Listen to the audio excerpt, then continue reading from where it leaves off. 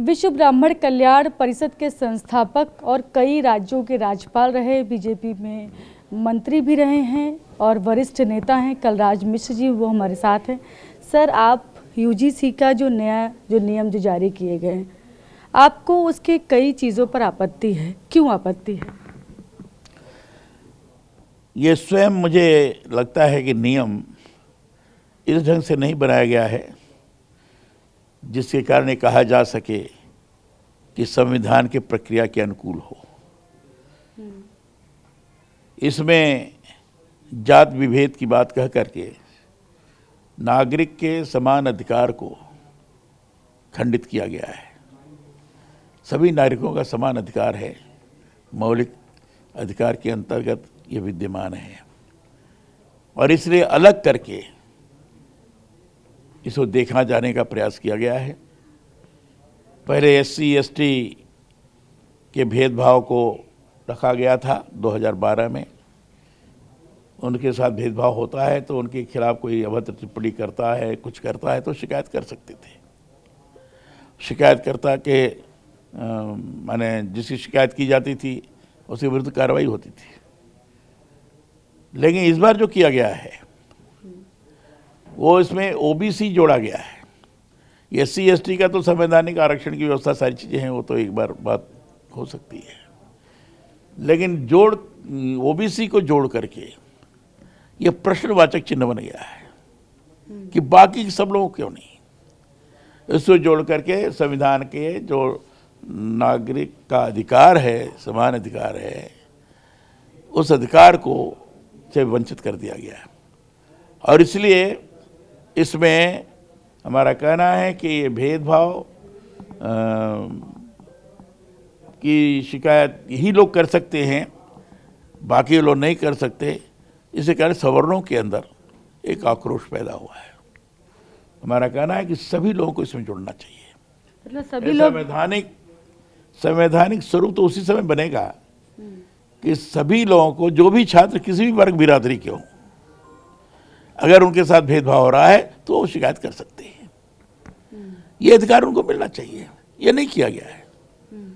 इसलिए सामाजिक एकता को खंडित करने वाला है, सामाजिक समरसता को विखंडित करने वाला है, अलगाववाद को प्रश्रय देने वाला है।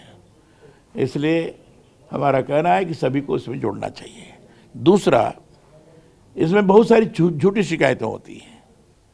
झूठी शिकायतों के आधार पर जिसके खिलाफ शिकायत की जाती है उनको दंडित किया जाता है। बहुत सारे केसेस ऐसे आए हैं। इसलिए झूठी शिकायतों पर दंडित करने का प्रावधान ये खत्म होना चाहिए और जो शिकायत कर रहे हैं झूठी, उनके विरुद्ध कार्रवाई होनी चाहिए।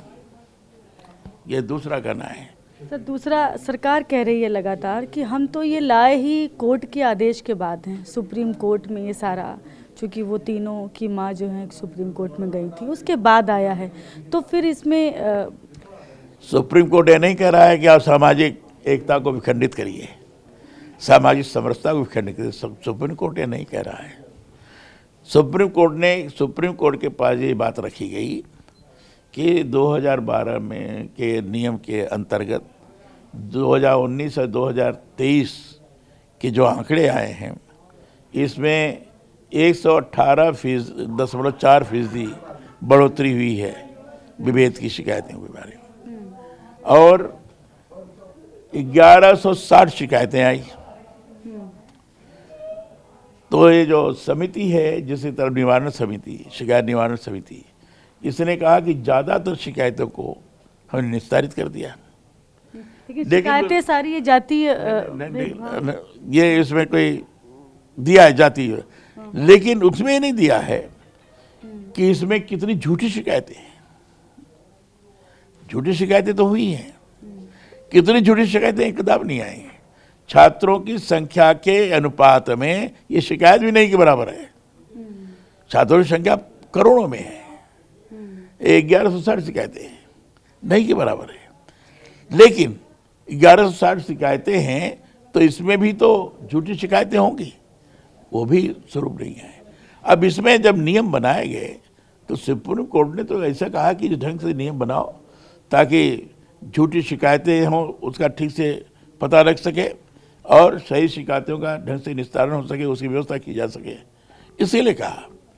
इसका मतलब ही नहीं है कि आपने SC/ST के मामले में शिकायतें थी वो तो उसमें इतना आपने OBC को जोड़ दिया तो उसमें तो शिकायतों का और बढ़ सकता है, बाकी के लोगों क्यों नहीं। तो सबको जोड़कर करने में कोई दिक्कत नहीं थी। सुप्रीम कोर्ट इसमें ऐतराज थोड़ा नहीं करता। वो तो रोहित वेमुला के उसके ऊपर हैदराबाद की गई थी, लेकिन मैं कहता हूं कि सुप्रीम कोर्ट सामाजिक समरसता को बरकरार रखने की दृष्टि से ही कहता है, सामाजिक समता बनी रहे, परस्पर का आत्मीय व्यवहार बनी रहे, इस दृष्टि से करता है।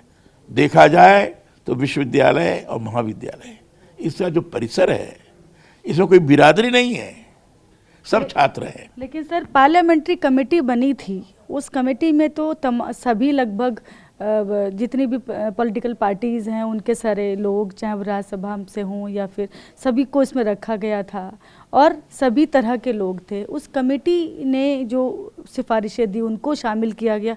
फिर ये अब क्या उन्होंने कमेटी में दिया, किधर से दिया, वो तो अब पूरा पढ़ने के बाद पता लगेगा। लेकिन जो सामने आया है, वो सामने जो आया वो तो ठीक नहीं है। अब कमेटी ने किया कि किसने किया है हम नहीं कह सकते, लेकिन जो सामने उभर कर चीज आई हैं वो लोगों के मन के अंदर भेद पैदा कर रही हैं, वो लोगों के अंदर आक्रोश पैदा कर रही है। क्या है UGC सवर्ण SC/ST OBC वर्सेस सवर्ण का रूप पैदा करना चाहती है? अगर ये पैदा करना चाहती है तो खतरनाक है। अगर इसे पिछड़ा वर्ग नहीं होता तब आपको लगता है कि सही है? नहीं, पिछड़ा वर्ग नहीं होता। और साथ ही साथ जो झूठी शिकायतें हैं वो झूठी शिकायतों की बात नहीं होती, सभी लोगों की बात कहने का अवसर मिलता, तो हमें कोई दिक्कत नहीं थी। आप कह रहे झूठी शिकायतों करने वालों पर भी कार्रवाई की बात अगर होती उसमें, हाँ। तो आप ये दो चीजें अगर होती तो आप और इसमें दंड का प्रावधान नहीं है। उसमें पिछले बार तो दंड का प्रावधान था, 2012 में दंड का प्रावधान था, इसमें भी दंड का प्रावधान नहीं। इसके माने झूठी शिकायत करने के लिए आप और अवसर प्रदान कर रहे हैं। एक तरह तो संवैधानिक मौलिक अधिकार का हनन कर रहे हैं, दूसरा झूठी शिकायत करने के लिए लोगों को प्रोत्साहित कर रहे हैं। नंबर 1 सभी को साथ में जोड़ना चाहिए, उसको जोड़ नहीं रहे हैं, तो ये अच्छा नहीं है। तो आप जो पॉइंट कह रहे हैं अगर वो पॉइंट जोड़ दिया जाए कि जैसे आप हमारा यही कहना है कि सभी को जिसके साथ भेदभाव हो शिकायत करने का अधिकार होना चाहिए। दूसरा झूठी शिकायत करने वालों के विरुद्ध कार्रवाई होनी चाहिए, दंडात्मक कार्रवाई नहीं चाहिए। तीसरी बात जो समानता अवसर केंद्र है जिसको शिकायत निवारण कमेटी कहते हैं, इक्विटी कमेटी जिसको कहते हैं, उसके अंदर सभी वर्ग के लोगों का प्रतिनिधित्व होना चाहिए। साथ ही साथ उसकी भूमिका निर्धारित करनी चाहिए, समय सीमा निर्धारित करना चाहिए, उसका कर्तव्य क्या ये भी निर्धारित करना चाहिए, ये सारी चीज़ें करना चाहिए। मॉनिटरिंग का तरीका कैसे है ये भी निर्धारित करना चाहिए, तब हो सकता है कि हम ठीक से चीज़ों को आगे बढ़ा सकें। नहीं तो जिस ढंग से बनी है उसमें सभी लोगों का प्रतिनिधित्व नहीं है। जिनका प्रतिनिधित्व होना चाहिए उसको स्पेसिफिक कहा गया है कि OBC हो, SC/ST हो, विकलांग हो, महिला हो, बाकी के लोग भैया और मालिक रहेगा ही। तो 10 की कमेटी है तो किसी को आप रखिए नहीं। मिनिमम कोरम है 4 का है, 4 में अगर उसी लोग आए तो आम आदमी को परेशान कर सकते हैं आप। मतलब आप उस कमेटी के सदस्यों में कोई बढ़ाया जाए और आप बढ़ाना चाहिए और उसको सभी वर्गों का प्रतिनिधित्व होना चाहिए। मिनिमम कोरम में भी सबका प्रतिनिधित्व होना चाहिए। तो और इसके कारण लोगों को लगता है कि जिस ढंग से SC/ST कानून का दुरुपयोग किया, आम आदमी परेशान किए गए, उसी ढंग से इसका भी दुरुपयोग होगा और सब लोग परेशान किए जाएंगे। महाविद्यालय विश्वविद्यालय में भी जातिगत भेद पैदा करते हुए अलगाव के प्रवृत्ति को आगे बढ़ाने वाला ये नियम है। इसलिए हम इसका विरोध कर रहे हैं और कह रहे हैं इसको तत्काल खत्म करना चाहिए और कुछ चीज़ें आगे बढ़ाना चाहिए जिसके कारण सामाजिक समरसता और समता स्थापित हो सके।